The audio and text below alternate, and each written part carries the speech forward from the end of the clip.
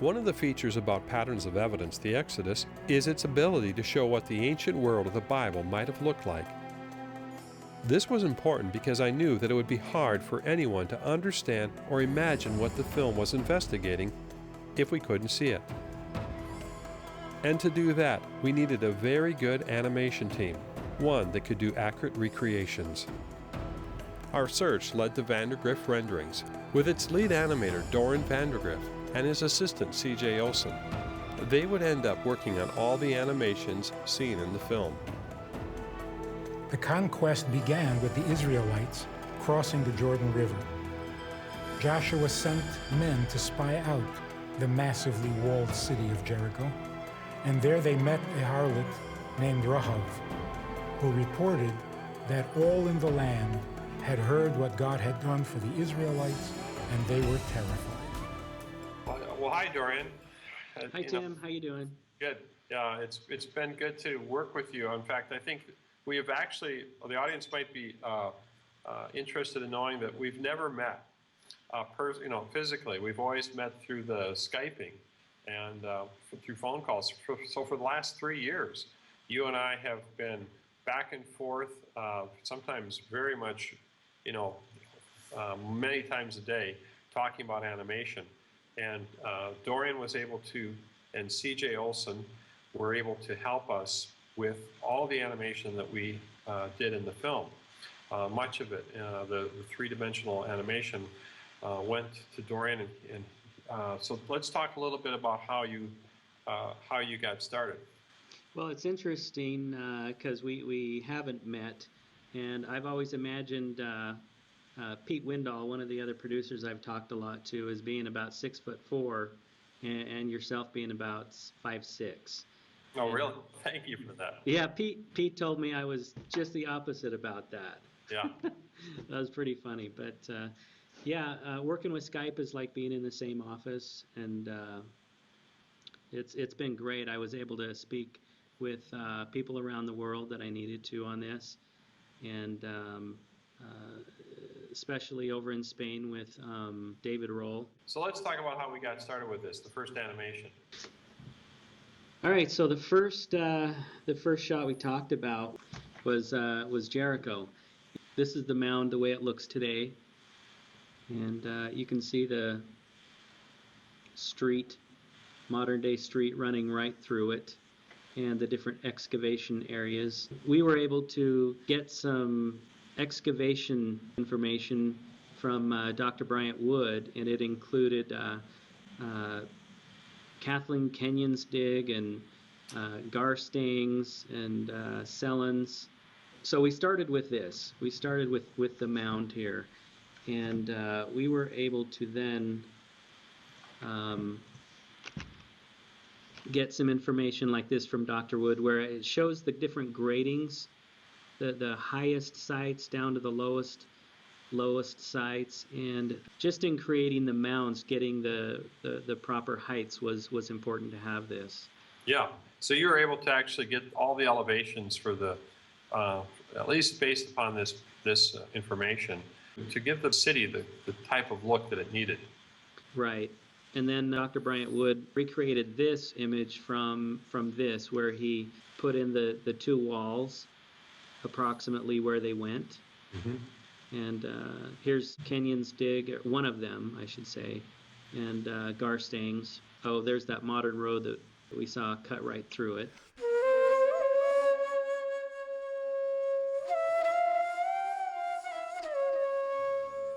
Excavators found that Jericho was protected by a brilliant defensive system. At its base was a stone retaining wall more than 15 feet high, with a defensive extension wall of mud bricks rising higher still. Beyond this was the rampart, a steep slope covered with a slick surface of white plaster, where attackers would have been exposed to arrows and slingstones from above. At the top of this rampart was the main city wall, also made of mud brick, this one more than 25 feet high and 10 feet thick. This shows the revetment and the wall sitting right up those rocks. So you climb up those rocks, and then you run into like a 21 or so foot wall there. Mm-hmm. That was the first wall, Right, by about 2 meters thick. So there's the first wall there. And then you have this sloping embankment, and then the upper city wall. Oh, here's Kenyon Stig. Yeah, so with that information, with the excavations, we plotted our city, basically. Mm-hmm. Here's some more. Here's Yes. the north side. And those documents came from Zelen. Oh, okay. I have those original documents myself. I think you showed this one in the movie, didn't you? Yes. Right. So this was the northern area of the wall, and you can see that these houses are right up against the wall. I mean, they had a lot of houses packed in there. Yeah. In between the two walls. The upper wall is somewhere up here. Here's the city of Dan's Gate. So it's relatively the same time frame. So we copied that gate and the pathway going up into the city. Here's Megiddo Temple. So we kind of use these as floor plans for recreating the city of Jericho. So this is what we came up with all the houses. This is the full drawing that I created for Jericho, and we basically turned this into the model. And this is where this is what helped us, was the fact that you had already, gone quite a ways. And yeah, when you look at how this model really developed a lot further. And so Jericho was our first animation with you that we worked on. Right.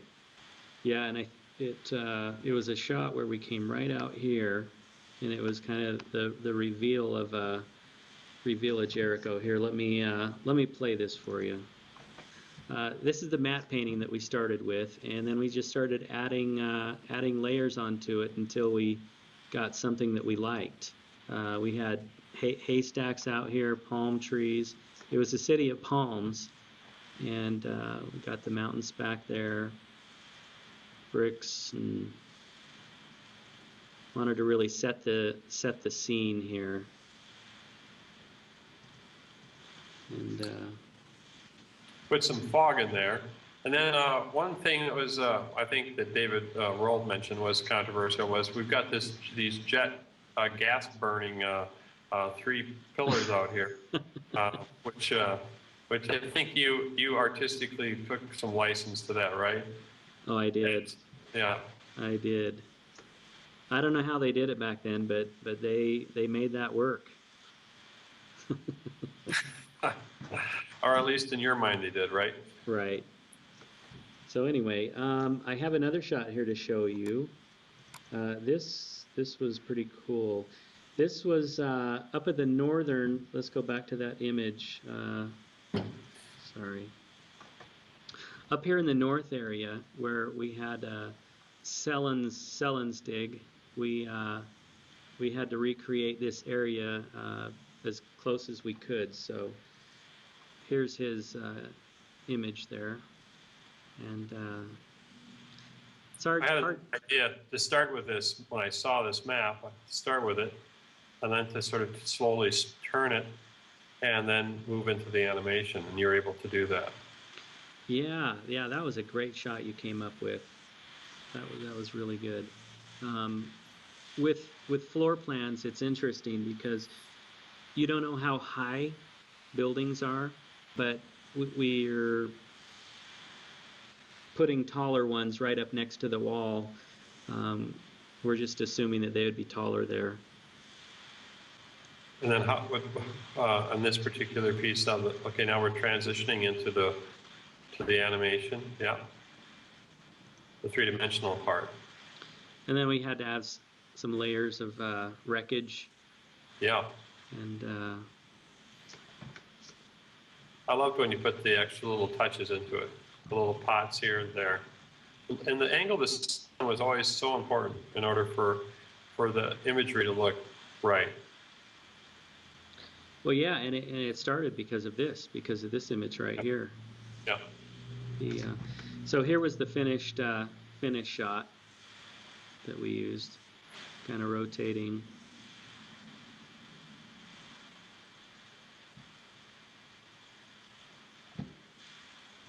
See how thick the wall is there. Mm-hmm.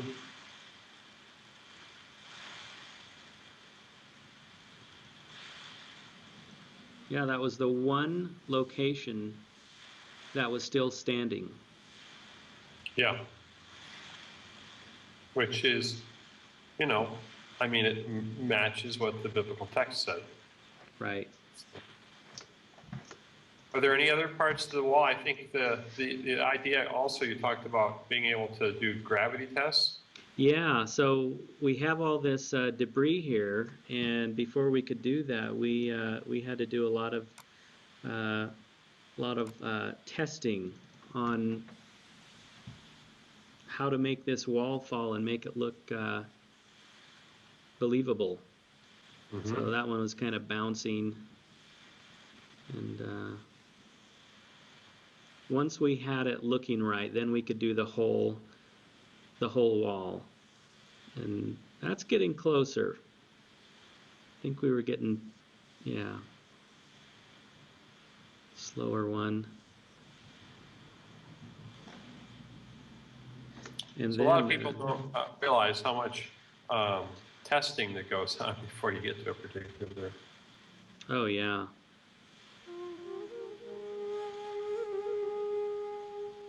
Yeah, there was lots of testing on this.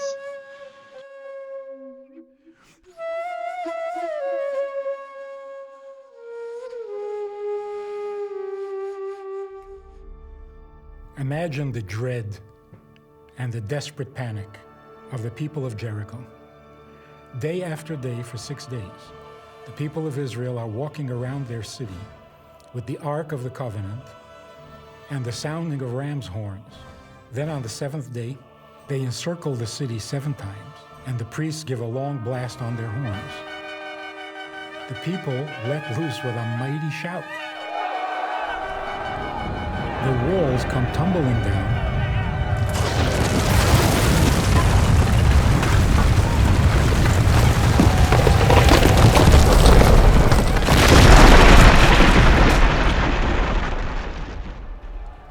allowing the Israelites to climb up into the city, taking it and commencing the conquering of the land of Israel.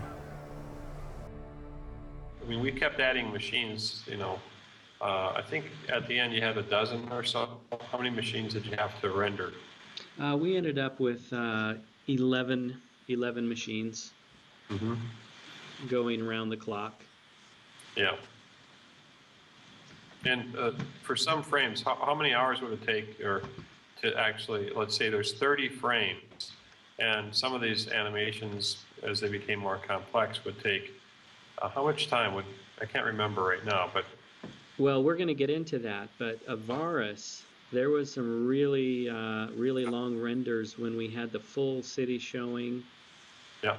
And there was all the foliage and the whole island.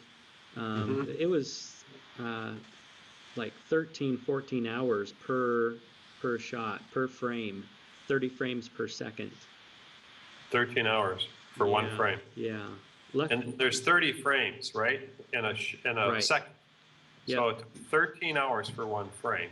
Right. So we needed all those computers. Yeah, to get that. So that's why some of these shots would take us a week or two to get rendered.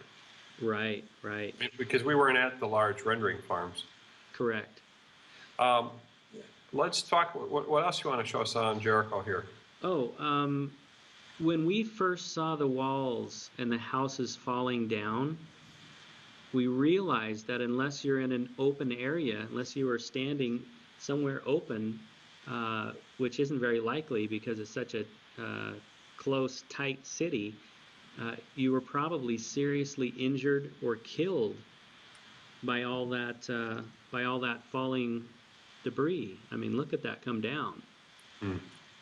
And this shot, we wanted to kind of show how helpless people were underneath those walls.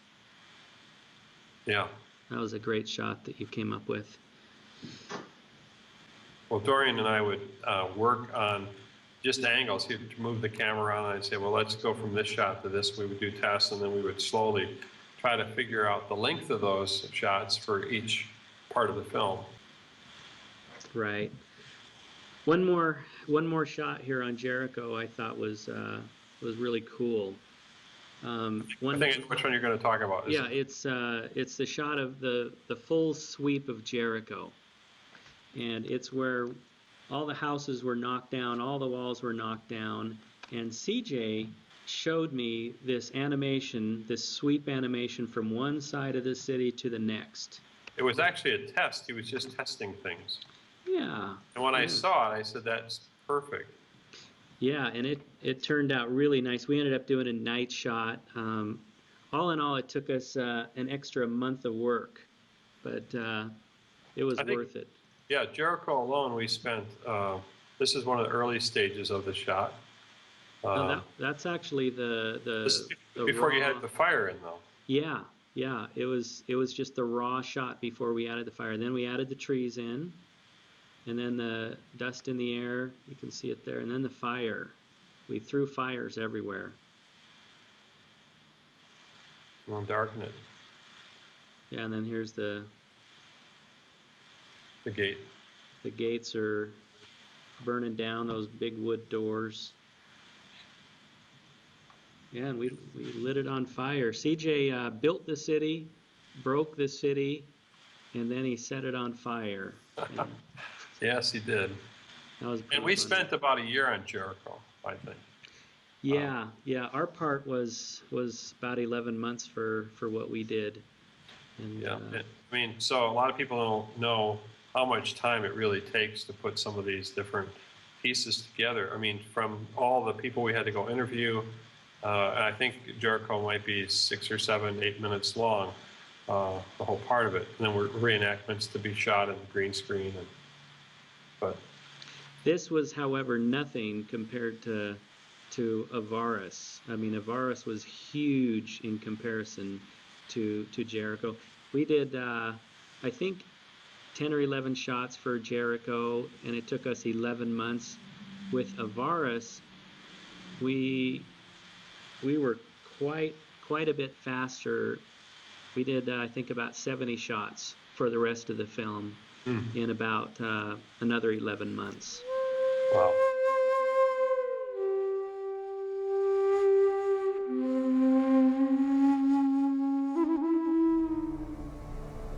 Well, when the city met its end, these mud brick walls collapsed, and they actually fell down to the base of the stone retaining wall.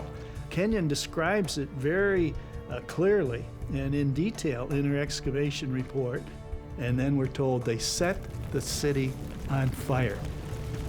And that's exactly what we find. Jericho was massively destroyed by fire. Kenyon said it was very clear that within the city, the walls of the buildings had fallen as well. And she says that the walls fell before the fire. And so we have the sequence that we read in the Bible. First, the fallen walls, and then the city being set on fire by the Israelites. Let's talk about another really important animation, and that was for the city of Avaris. Yes, we got some information from David Roll. David sent us this. This is BTAC. He did, the excavations around Avaris, and you can see right in here. Can you zoom in a little bit? Right in here, we have this this island, and that's where we're kind of focused on. Because the Nile actually had changed years, 3,500 plus years ago, 4,000 years ago.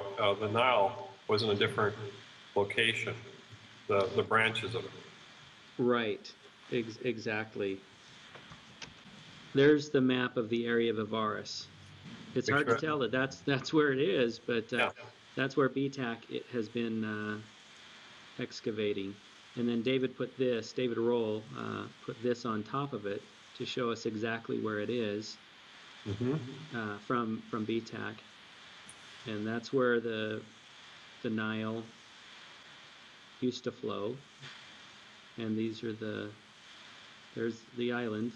This is where they excavated a palace there.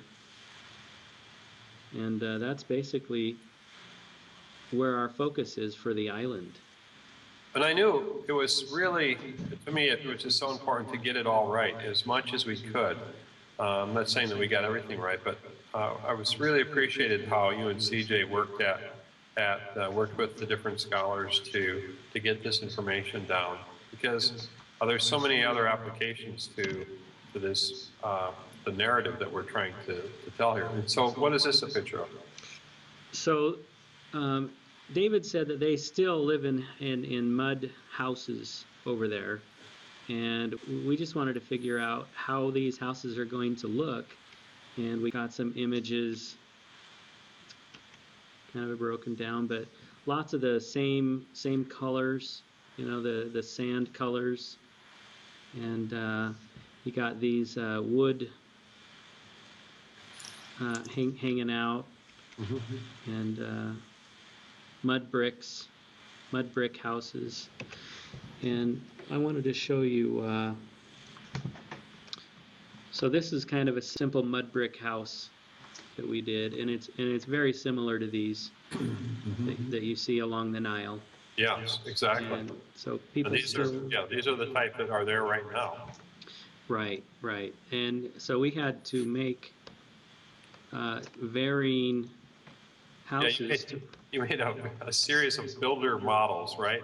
Model homes for the Israelites of the story of Avaris there. So these are some of your model homes, right? Oh yeah. We had to. I mean, it was a big city, so we had to create quite a number of them. You know, in order to make something so it doesn't look like you're repeating itself, it took a lot of work to create these different looks and these different models, and that's what you did, which was really fantastic. Oh, thanks. And we have 2-story. I recognize this location. I think we had that particular model reminds me of where the death angel came down. Right through there in one of our scenes, that particular set of homes. Yep, just like that. And sometimes we'd start with camera angles, just, you know, I'd get somewhere and you'd say, go over there, and we'd just set up a shot.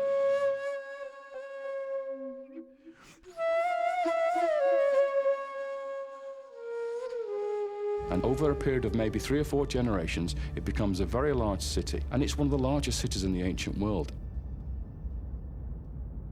The city is a city of foreigners in the Egyptian Delta, and it's been allowed by the Egyptian state. At this stage, there are no slaves involved here. We're talking about Semitic peoples coming in, living here, bringing their flocks with them, and surviving in such a way that they become quite rich and wealthy. And it was crazy because you did go crazy putting and building this city. I mean, there was a passion behind it and if you wouldn't have, we never would have been able to have caught up with all the production needs that we have. Yep. Here was some excavations from Tel El Dabak. You know, we had the houses, but then where do you put them? Yeah. So we referred to. Once again, the same approach was to look at the dig sites. Right. See how close houses were. I mean, they were right next to each other. And there's no rhyme or reason. I mean, they're just left, right, rotated, and everything. So we had to take this information, and I created just kind of a blocks. Yeah. You know, streets Yeah, in other words, neighborhoods. Neighborhoods, that's the word I was looking for. Yeah. But this was that same location from the original area where that palace is, right there. Yeah. Palace and temple. Well, we put them in the same location. So there's the temple, there's the palace. Then we started spreading houses around. And spreading and spreading and spreading. We turned Yeah. those neighborhoods. Yes. And then we started going down. Basically filled up that whole island. I can't imagine it. And then for the front of the palace and the temple, we referred back to, I think, the Middle Kingdom facades. Yeah. And they had the sphinxes out front, flagpoles. And we even recreated these pillars pretty much identical and painted them for the palace that we have there, and see the details. Yeah. So we tried to get as accurate as we could. This was our garden kiosk out behind the I've been there. palace.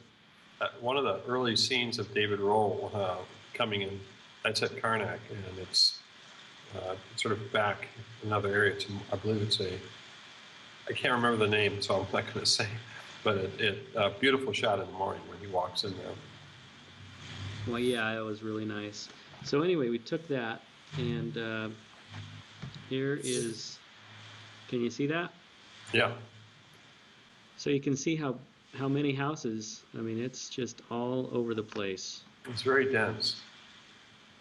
Well, it says in the narrative of the story is that they multiplied. So That's a lot of multiplication. yeah. And I'm going to take you over to the palace area. And we separated the general Hebrew population from the Egyptians, just to kind of stress that they were encroaching on everything Egyptian. On the settlement there, they were really expanding and pushing into. There's the kiosk that we made there. Yep. And we got the sphinxes out in front of that. Here's the palace. So you can see we tried to get as accurate as we could. Mm-hmm. There's a sphinx of Amenemhat. There we go. Yeah, CJ molded this. He sculpted this one. Right. And so all of this whole world, to really, if you look at a big movie, and we're not anywhere near the staffing that takes. You have two people really working on all these animations, so it's an enormous task. And because I know in other films, there'll be 100 to 200 to 300 animators, doing this material work. So. Yeah. See, there's Amenemhat that you saw in the film. Yeah. And his sphinx there. We got these. So you had to mold those faces. You had to work at creating these from looking at other. Basically, you didn't get a model. Or if you did, you had to reshape it into the look that you wanted. Yeah, we got the photographs of Amenemhat, and we had to really try to match that as close as we could, match his stance, and his clothing, and then transfer that over to the lion sphinx. Mm-hmm. And, what are these little obstacles here? Little obstacles. Yeah. Objects. They're objects, aren't they? These are ovens that they still cook in over there. So we were able to. Those are the Egyptian pizza ovens? I think so. And there's a grain silo. The grain would come out at the bottom. And these, they're storage jars. You're very proud of those, aren't you? Yeah, I like the leather wrapping and everything. Yeah, we modeled them exactly from the photographs. Yeah. And they have, I was like, well, why do they have to be on stands? It's because when you're making pots, I guess maybe they wanted to keep them off the ground. I'm not sure. You're gonna have to ask David about that. But anyway, we made those accurately from the time period. Let's talk about the environment. Oh yeah, Ulko. We brought Ulko on. Ulko Glimmerveen is a Dutch artist, and he creates landscapes, and we brought him on board to create some environments for us for the island. And once we had designed the island how we wanted it, we brought Ulko on, and he fashioned it basically with the trees and the water. We were able to create this island, and it looks great. So you created the elements, the houses and the palaces and all the objects. In the plan for where we wanted what. Yep. And he created the earth. You gave him the where to put it, but then he created this. Was it called Terrigen? Yeah. We used Terrigen on this. Gets you the water and the sky. I mean, it's remarkable. It looks almost like a real photograph. Yeah, it's a great program, and Ulko's a master at it. He did great. So then you merged all of these elements together. Yeah, he gave us this raw environment to work in, and we could alter the sun and put in more clouds or do whatever we wanted to it.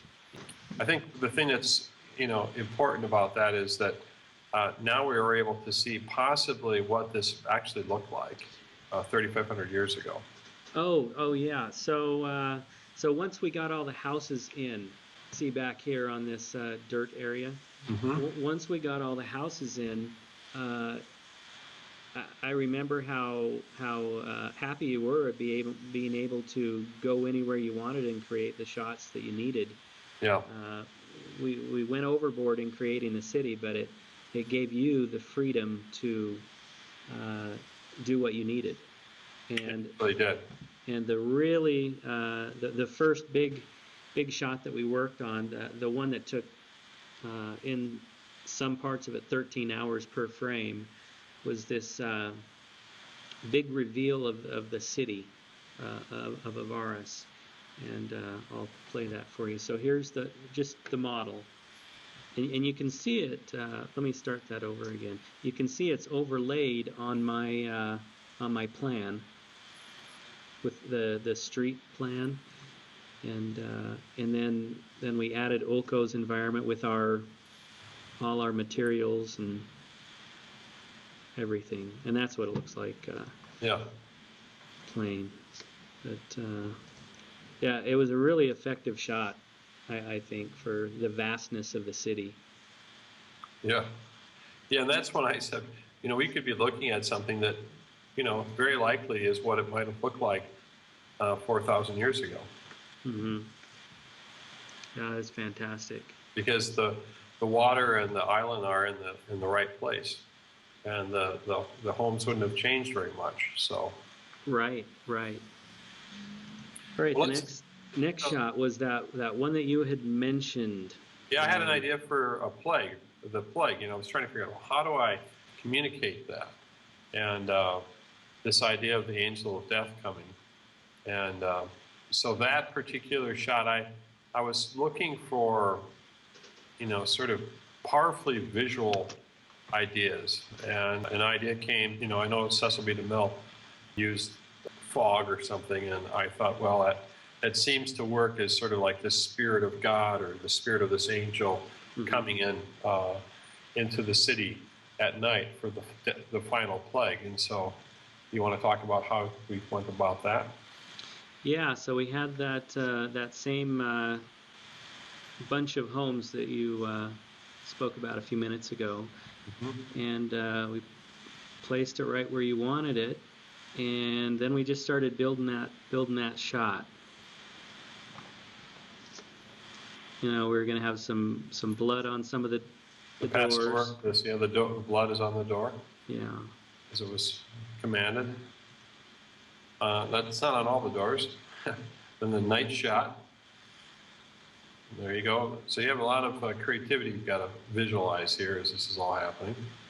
But these were notes that we would communicate back and forth, and then you would draw on these frames, and I would say, and you'd say, well, I'm going to do here, I'm going to break this wall down so it's not so new, and I'm going to, put a tree over here, and that's how we would work back and forth. Right. And it was a great way to work, I think. That wall Yeah. turned out really cool. Yeah. Aging, having things that are old look old is always that's the goal. Right. Is that tree we put in there? Yeah, this was the final.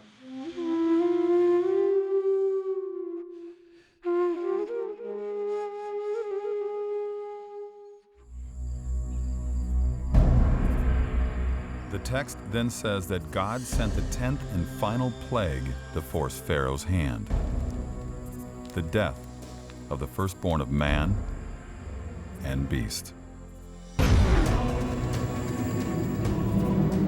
The Lord told the Israelites that each household was to slaughter a lamb and mark the doorpost with the blood of the lamb.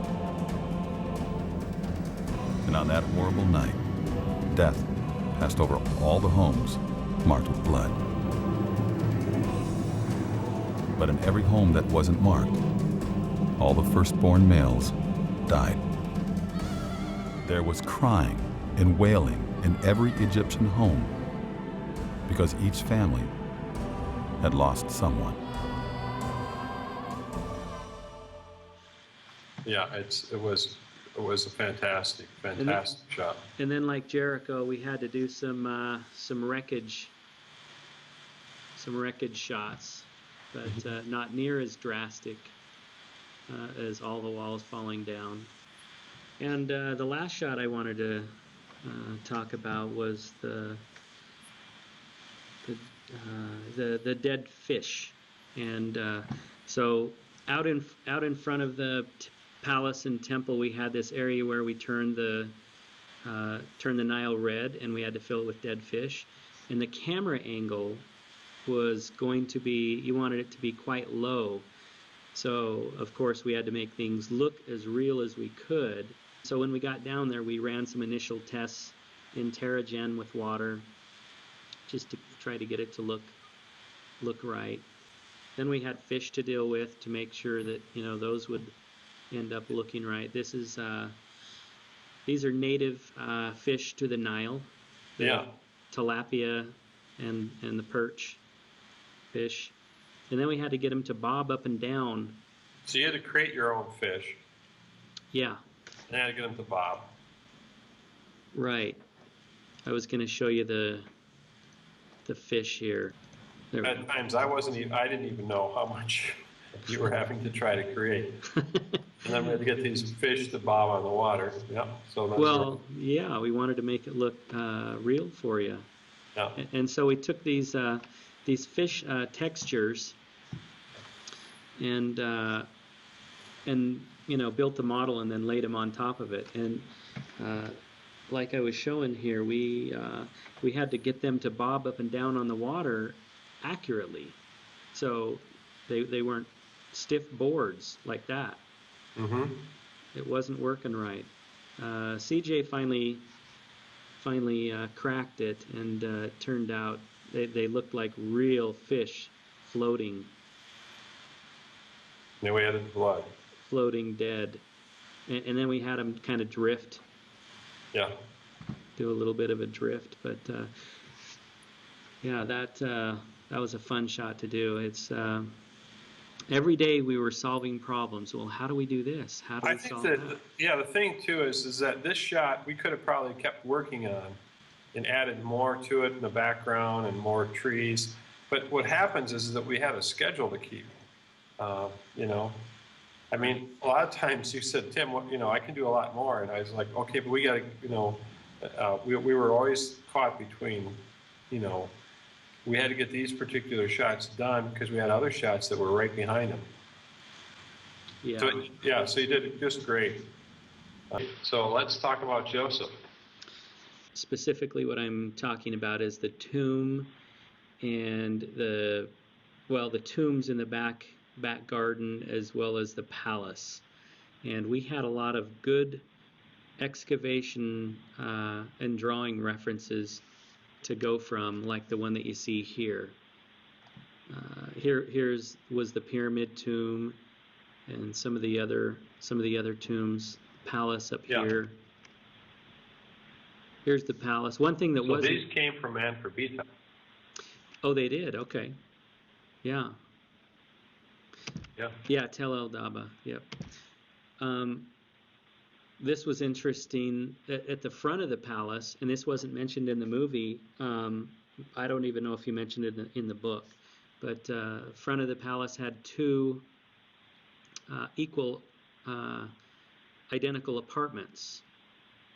And what's interesting about that is it was a later addition, and Joseph had two sons, Ephraim and Manasseh. And I just thought that was a pretty interesting, another coincidence. Yeah, there's some. Yeah, you could speculate that you know, as a family, they, you know, wanting to be together with their families. So yes, and the other thing too we've talked about a little bit was that the original palace actually didn't have this courtyard. You can see that courtyard right in the center there. It only had the first 12 pillars, because some people said, well, this palace is different. You know, why are you focusing in on those 12 pillars? But originally, it didn't have that addition. The courtyard and these two other apartments weren't there. Yeah, and so that's just, you know, a fact to be brought up. And so go ahead. I don't tell me how you created this then. So this is the pyramid tomb, and this was where they found that the statue that was all broken in pieces at near the back, where they tunneled down into the tomb.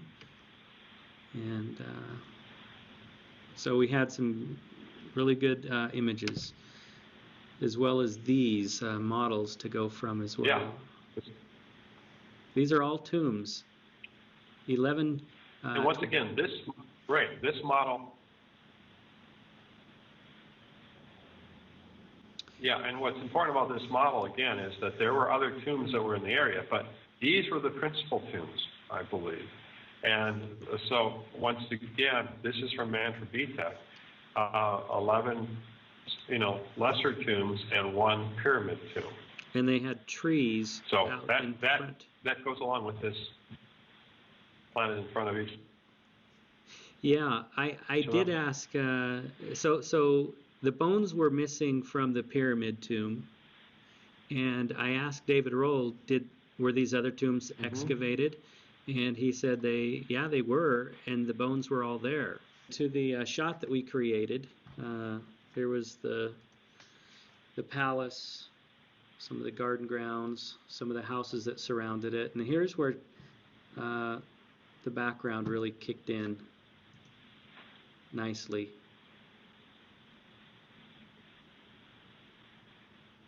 Coming up to the pyramid tomb.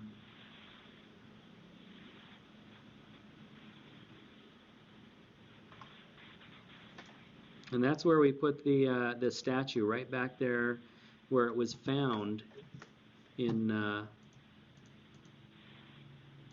inside the temple there. That part of the movie was one of my favorites, just showing how everything grew.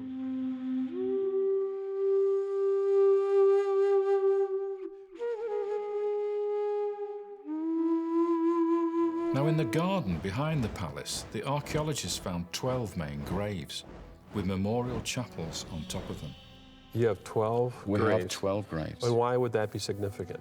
Well, think about it. How many sons did Jacob have? He had 12. How many tribes were there? 12 tribes. Exactly. And what's also amazing is the palace had a facade, a portico with 12 pillars. So you've got 12 sons, 12 tribes, 12 pillars, and 12 tombs. Interesting. Yeah, is that all coincidence? Now, one of these 12 graves was very special because it was a pyramid tomb. This in itself is extraordinary because only pharaohs and queens had pyramid tombs at this time. Yet the person buried in this tomb was not a king. Even so, he was honored with a king's burial. And inside the chapel of the tomb was a statue. What we know from the statue is that this man had red hair. He had pale yellow skin, which is how Egyptians depict northerners. He had a throw stick across his shoulder, a unique symbol of office made for this Asiatic official living in the land of Goshen. Why don't you go to the Wall of Time? Let's talk about that as we wrap it up here. Okay. Because we really wanted to help people understand the Wall of Time. And remember, I don't know, you probably don't have it, but it was a Tower of Time at one time. And we worked on this tower because of archaeology digging down into the layers. And eventually, David Lesnar said, you know, I can't get the Tower of Time. It's not working for me. And I thought, oh brother, now what am I going to do? And then the idea came to look at a Wall of Time. It just so happened that we went to this temple here. This, in a sense, was an inspiration for a Wall of Time, to composite this idea of me walking along this wall and then transition into this other wall, of which we had the 3 levels. The lower level being, well, there you go, you found the Tower of Time, yeah. And we tried that. We tried to make that thing work for a long time, and eventually we had to give up on that thing. I had all sorts of great ideas, but they didn't make it into the film. Yeah. So, which is usually the case, but yeah, in fact, even these columns here helped us to give an idea for the Wall of Time. We figured those could be placed every 1,000 years. There you go. There's a very sophisticated drawing. This was one of those notes when we were talking on Skype. Mm-hmm. And then I'd sit there and sketch.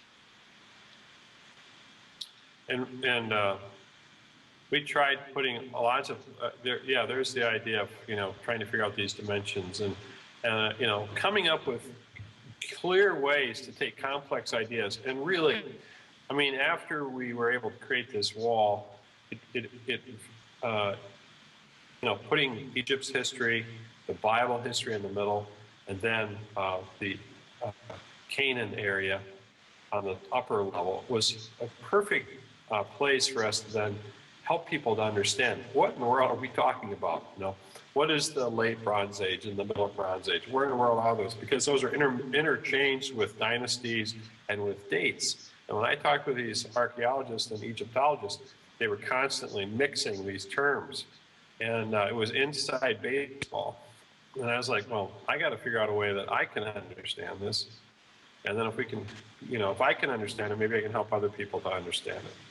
Right. So. Yeah, we totally based this wall on this one that you were standing in front of. Yeah. And I think it was a really good look because it transitioned right from you walking, right into the visualization. And that's what the wall ended. Oh, there's some.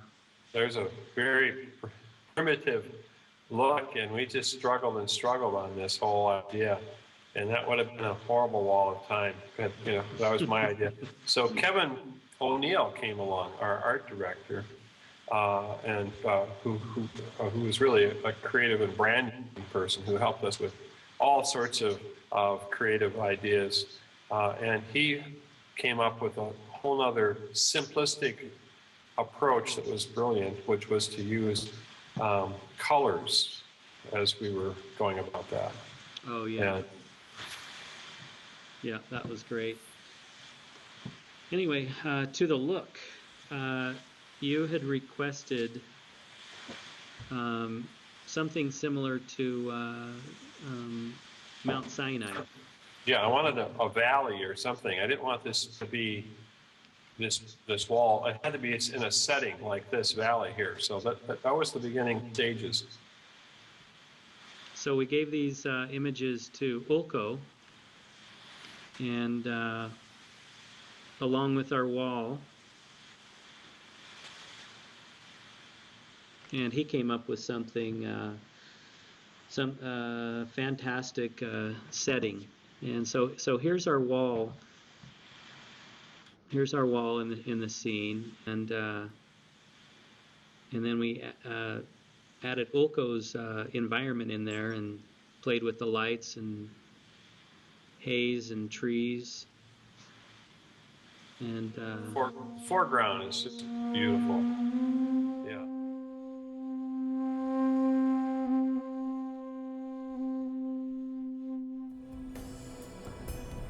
I'm no historian, so I had to find a way to visualize how the history of ancient Egypt related to the events of the Bible.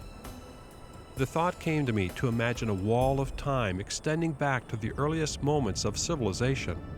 On the first level, Egyptian history, and above it, the events recorded in the Bible. And at the bottom, a timeline of absolute dates and a movable base to gauge the events of history, with great pylons marking every 1,000 years. Over the course of 2,000 years, Egypt experienced three great periods of power.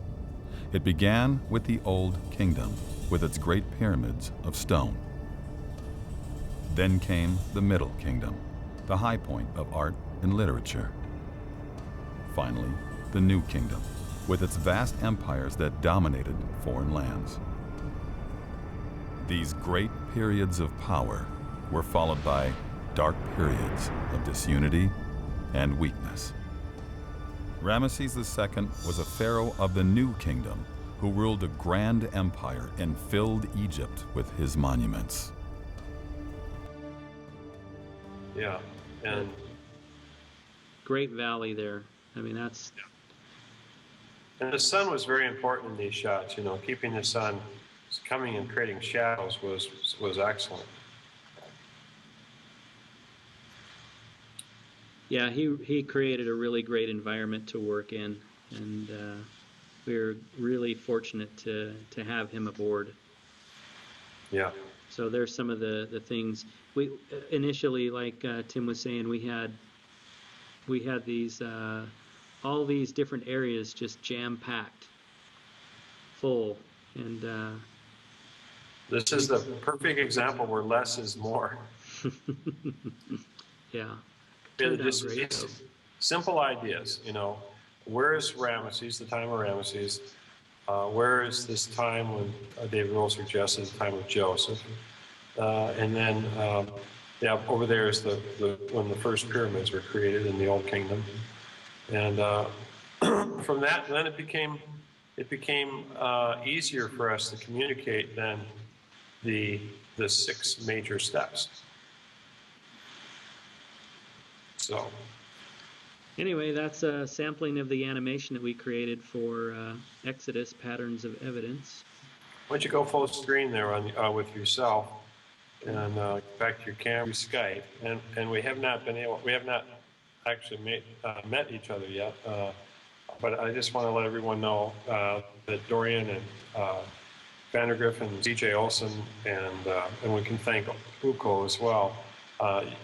Really were an enormous part of this film in the storytelling of it. Obviously, Kevin O'Neill, who helped us with coming up with simplifying these ideas. But so there's a lot of pieces here, and Dorian, I just want everyone to know that you know how grateful I was that you were a part of this, and how you really you know brought so much together. So. Well, thanks for the opportunity. I really appreciate it. CJ really appreciates it too. And this was really fun to work on. And hopefully there will be more to work on. Well, you know, we've got this next movie that we're looking at, so we've got more films to talk about, and looking forward to working with you again. Thanks, Tim. Talk to you All later. right. Sounds good.